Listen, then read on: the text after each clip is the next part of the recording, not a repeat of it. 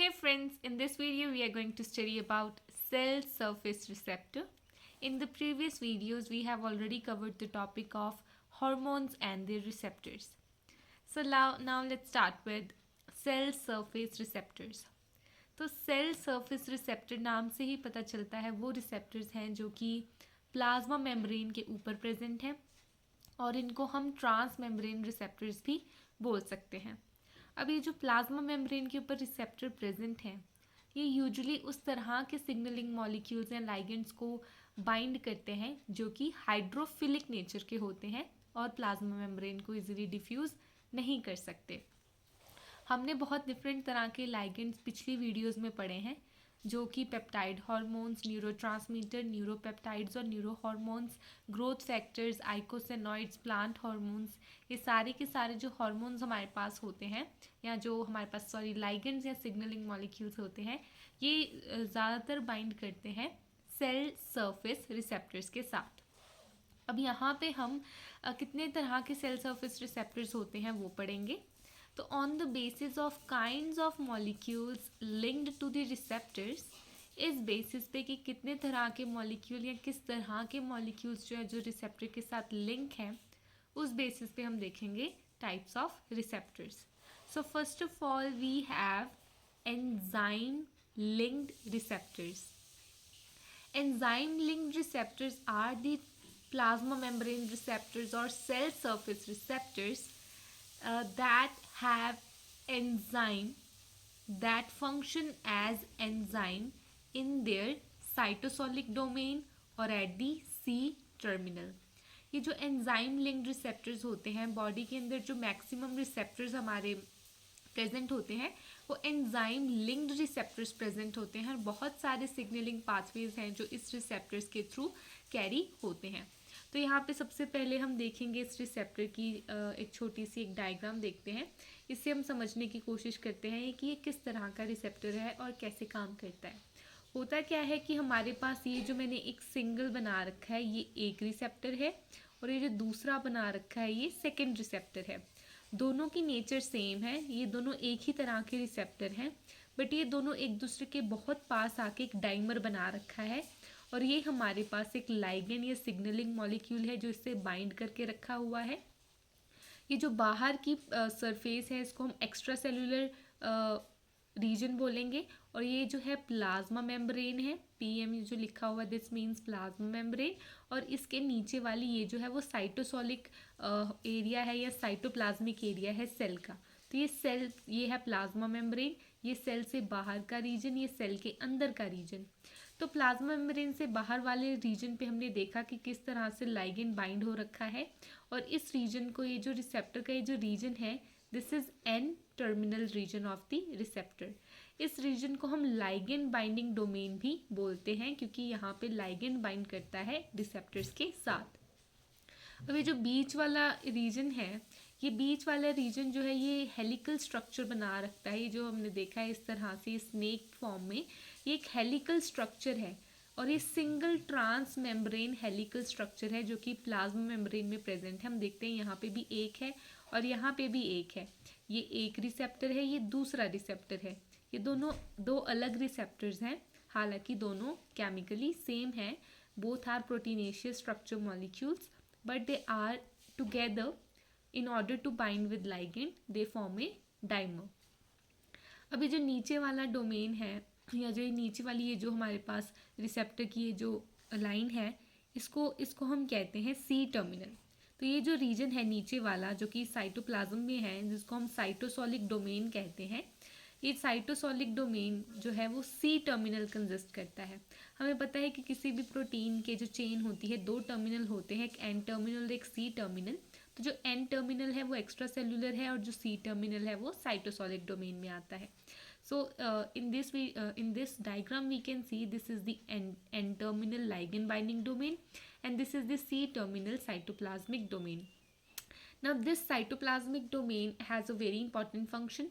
ये cytoplasmic domain जो है एंजाइम की तरह एक्ट करता है तो इसको इफेक्टर डोमेन भी बोलते हैं क्योंकि यहीं पे जैसे ही लाइगेंड बाइंड करेगा वैसे ही यहाँ जो इसके साइटोसोलिक डोमेन या इफेक्टर डोमेन है यहाँ पे जो है एक सिग्नल रिस्पॉन्ड शो हो जाता है। जैसे ही लाइगेंड सरफेस या इस लाइगेंड बाइंडिंग डोमेन पे एक्ट करता है, बाइंड करता है, वैसे ही सी टर्मिनल पे या साइटोप्लाज्मिक डोमेन या इफेक्टर डोमेन में एक असर या एक सिग्नलिंग शुरू हो जाती है।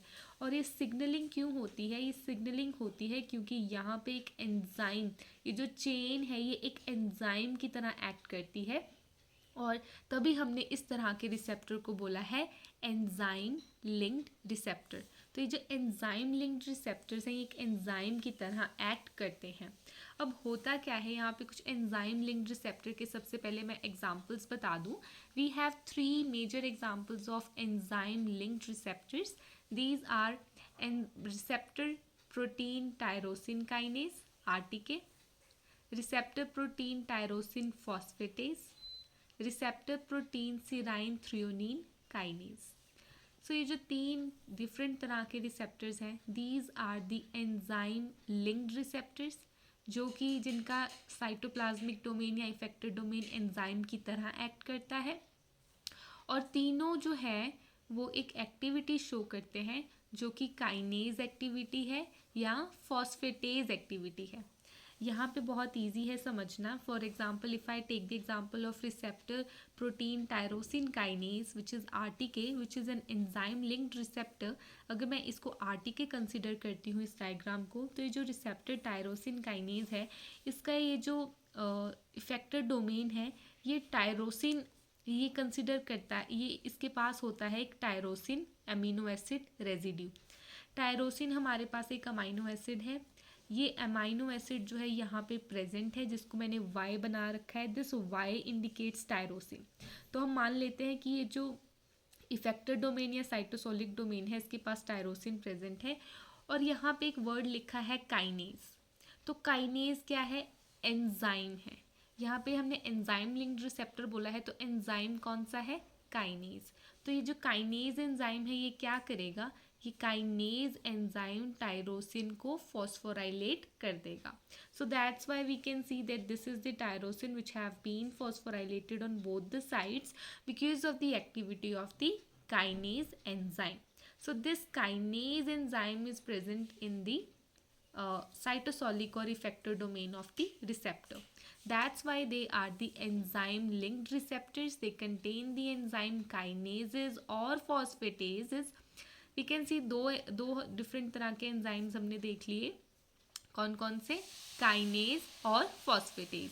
तो काइनेज और फॉस्फेटेज दोनों अलग अलग तरीके से काम करते हैं. काइनेज का काम है टू फॉस्फोराइलेट टायरोसिन रेजिड्यू, और यहाँ पे जो तीसरा एग्जाम्पल है receptor protein serine threonine kinase, यहाँ पे काइनेज का काम है या तो सिराइन या तो थ्रियोनिन, इनके जो रेजिड्यू हैं, ये जो अमाइनो एसिड है, इनको फॉस्फोराइलेट करना. तो काइनेज एंजाइम का काम है फॉस्फोराइलेट करना, और फॉस्फेटेज एंजाइम इससे टोटली ऑपोजिट काम करता है, ये डीफॉस्फोराइलेट करने का काम करता है. तो कहने का मतलब है एक एंजाइम लिंक्ड रिसेप्टर्स जो हैं वो कुछ इस तरह के होते हैं. अब यहाँ पे मैंने कुछ एग्जांपल्स दे रखे हैं रिसेप्टर प्रोटीन टायरोसिन काइनेज और सिराइन थ्रियोनिन काइनेज में. यहाँ पे we have example of mTOR pathway, RAS-MAP kinase pathway, and in protein serine threonine kinase I have given example of TGF-beta/SMAD pathway. तो ये जो कुछ एग्जांपल्स हैं ये सिग्नलिंग के एग्जांपल्स हैं जो कि हम आगे चल के पढ़ेंगे in case of enzyme linked receptors. और हम एंजाइम लिंक्ड रिसेप्टर्स के बारे में फर्दर और भी स्टडी करेंगे जैसे जैसे हम आगे वीडियोस कंटिन्यू करेंगे. So this is about the enzyme linked receptors in cell surface receptor. तो सेल सरफेस रिसेप्टर का एक एग्जाम्पल है हमारे पास enzyme linked receptors. Now let's study the next example. The second one is the enzyme associated receptors. अब ये जो enzyme associated receptors हैं ये भी कौन से receptors हैं? ये भी cell surface receptor या plasma membrane receptors हैं.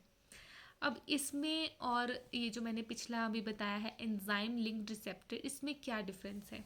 देखो इसमें बड़ा ही एक छोटा सा डिफरेंस है. यहाँ पे हम फिर से एक डायग्राम के थ्रू समझेंगे. बहुत ही छोटा डिफरेंस ये है कि यहाँ पे भी हमारे पास एक रिसेप्टर का डाइमर बन रखा है. यहाँ पे भी एन टर्मिनल है, सी टर्मिनल है. This is the ligand binding domain and this is the cytosolic और इफेक्टर डोमेन. बट ये जो चीज़ है ये एंजाइम की तरह एक्ट नहीं कर सकती. द टर्मिनल एंड, ये जो हमारे पास सी टर्मिनल है, ये सी टर्मिनल एंजाइम की तरह एक्ट खुद से नहीं कर सकता. इसको कुछ एसोसिएटेड एंजाइम चाहिए. ये रिसेप्टर खुद में एंजाइम की तरह एक्ट नहीं करता. इसका जो साइटोसोलिक डोमेन है या सी टर्मिनल है वो एंजाइम की तरह खुद से एक्ट नहीं कर सकता. उसको एक एंजाइम अपने साथ एसोसिएट करवाना पड़ता है, तब जाके ये खुद को फॉस्फोराइलेट करा सकता है या एक्टिवेट करा सकता है. अदरवाइज सिग्नलिंग पॉसिबल नहीं हो सकती. तो ये छोटा सा डिफरेंस होता है enzyme linked and enzyme associated receptors के अंदर. एसोसिएटेड में हमें एंजाइम एसोसिएट चाहिए, तो उसके लिए हमारे पास एग्जाम्पल है साइटोकाइंस रिसेप्टर का. I hope that you remember that cytokines are very important kind of ligand molecules which comes under growth factors, जो कि इम्यून सिस्टम के अंदर काफ़ी इंपॉर्टेंट रोल प्ले करते हैं. तो जो साइटोकाइन होते हैं उनके रिसेप्टर्स प्रेजेंट होते हैं जिनको हम साइटोकाइन रिसेप्टर्स बोलते हैं. और साइटोकाइन रिसेप्टर्स एक एंजाइम एसोसिएटेड रिसेप्टर है जो कि एक सेल सरफेस रिसेप्टर है.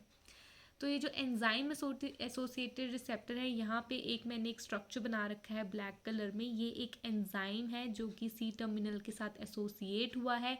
और इसी एंजाइम के कारण, ये जो एसोसिएटेड एंजाइम है, इसी के कारण जो है इसके जो रेजिड्यू हैं, जो कि यहाँ पे मैंने टायरोसिन रेजिड्यू बना रखे हैं, वो फॉस्फोराइलेट हो पाते हैं.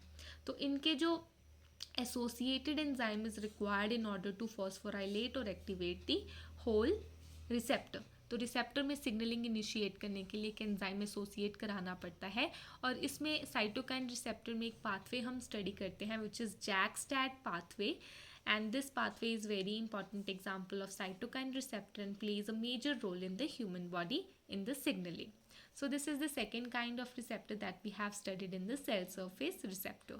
So remember, we have two different receptors which with very minute difference. These are the enzyme linked receptors and enzyme associated receptors. So enzyme linked receptor and associated receptors are very important receptors. They play a major role in signaling and found in large amount in the body. और इनके कुछ pathways हमने देखे हैं और इन दोनों के बीच में काफ़ी माइन्यूट डिफरेंसेस हैं और इनके बारे में हम फर्दर भी काफ़ी स्टडी करेंगे. So these are the two different enzyme receptors. Now the third cell surface receptor that we are going to study is the ion channeled linked receptors. अब हमने ये आयन चैनल लिंक्ड रिसेप्टर्स पहले भी बहुत बार पढ़े हुए हैं. जैसे इसका एग्जांपल है voltage gated ion channels, ligand gated ion channels and second messenger gated ion channels. यहाँ पे लाइगेंड गेटेड आयन चैनल्स और second messenger gated ion channels हम पढ़ेंगे इन द फर्दर वीडियोज़. तो अगली वीडियोज़ में हम देखेंगे कि किस तरह से लाइगेंड गेटेड और second messenger gated ion channels मौजूद होते हैं काफ़ी सारे पाथवेज के अंदर. यहाँ पे एक हमें आयन चाहिए. हम यहाँ पे जैसे कि देख सकते हैं आयंस की मदद से जो है रिसेप्टर्स जो हैं वो खुलते या बंद होते हैं. तो आयंस के बेसिस पे है. वोल्टेज गेटेड मतलब वोल्टेज के बेसिस पे आयंस जो है वो ट्रांसफ़र होते हैं और सिग्नलिंग शो करते हैं. लाइगेंड गेटेड का मतलब है कोई ना कोई लाइगेंड, कोई सिग्नलिंग मॉलिक्यूल चाहिए जिससे कि कुछ आयन चैनल्स जो है वो खुल सकें या बंद हो सकें. तो लाइगेंड में हमारे पास बहुत इंपॉर्टेंट एग्जांपल है न्यूरोट्रांसमीटर्स, जो कि हम पढ़ चुके हैं पहले भी. इसमें एग्जांपल है एसिटाइल कोलिन का, डोपामाइन का, सीरोटोनिन, हिस्टामाइन, ग्लाइसिन, गाबा. ये सारे जो हैं हमारे पास एग्जांपल्स हैं लाइगेंड गेटेड आयन चैनल्स के. और जैसे कि सोडियम जो चैनल्स होते हैं वो काफ़ी ज़्यादा लाइगेंड गेटेड होते हैं और काफ़ी स्पेसिफिक चैनल्स होते हैं. The next one is the second messenger gated ion channels. तो सेकेंड मैसेंजर अभी तक हमने एक पढ़ा है which is CGMP in NO, nitric oxide के अंदर हमने पढ़ा था. तो सेकेंड मैसेंजर के ऊपर भी हम काफ़ी आगे पढ़ेंगे कि क्या होते हैं और किस तरह से ये अपनी सिग्नलिंग शो करते हैं. इसके बारे में मैंने प्रीवियस वीडियोज़ में बता रखा है. So this is the ion channel linked receptors which are also plasma membrane और cell surface receptors. The last one that we are going to study is the G protein coupled receptors, GPCR. GPCR बहुत important receptors हैं ये भी.